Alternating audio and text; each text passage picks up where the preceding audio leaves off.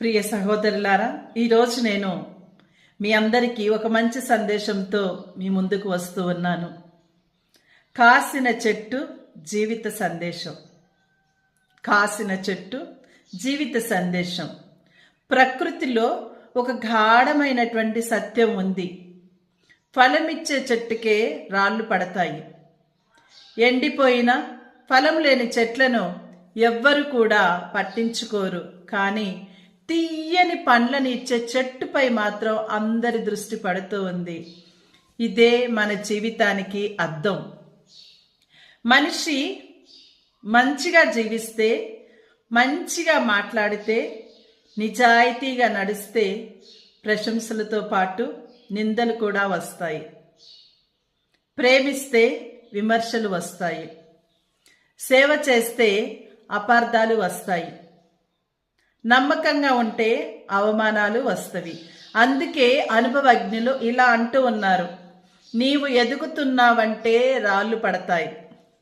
నీవు ఎదుగుతున్నావంటే రాళ్ళు పడతాయి. రాళ్ళు ఎందుకు పడతాయి? 3 అంశాలు ఇక్కడ. మొదటిది ఈర్ష వల్ల. మరి నీ ప్రతిభను చూసి కొందరు అసూయ పడతారు, నిన్ను దిగదార్చాలని కూడా ప్రయత్నిస్తారు. రెండవది అపార్థాల వల్ల.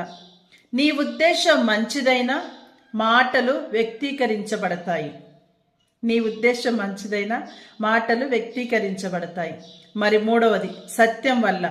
నీవు నిజం చెప్తే కొందరికి నచ్చదు, అప్పుడు వాళ్ళు రాళ్ళు విసురుతారు. మరి చెట్టు మనకు నేర్పే పాఠం ఏమిటంటే, ప్రియా స్నేహితులారా, రాయి తగిలితే ప్రతీకారం తీర్చుకోదు. కాసిన చెట్టుకి మనం రాయి విసురుతాము, రేగ్గాయలు చూసామనుకో, రాళ్ళు విసురుతాం, కానీ అది తిరిగి ప్రతీకారం తీర్చుకోదు. గాయాలు అయినా ఫలం ఇవ్వటం మానదు. చెట్టుకి మనం రాళ్ళు విసిరేసి కింద పడే వరకు ట్రై చేస్తాం, కానీ అది తిరిగి మన మీద ఎలాంటి పగలు తీర్చుకోదు. మూడవది నిశ్శబ్దంగా భరిస్తూ నిలబడుతూ ఉంది. ఆ చెట్టు ఏం చేస్తుంది? నిశ్శబ్దంగా భరిస్తూ ఉంది.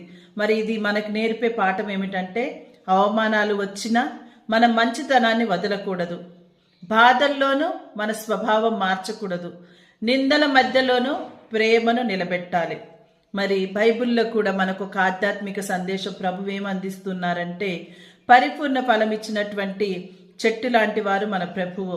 వారు ప్రేమ, కరుణ, క్షమ ఇవన్నీ ఇచ్చి ఆయనపై రాళ్ళు పడలేదు, కానీ చివరికి సిలువ వేయబడింది. అయినా అది ప్రతీకారం కాదు.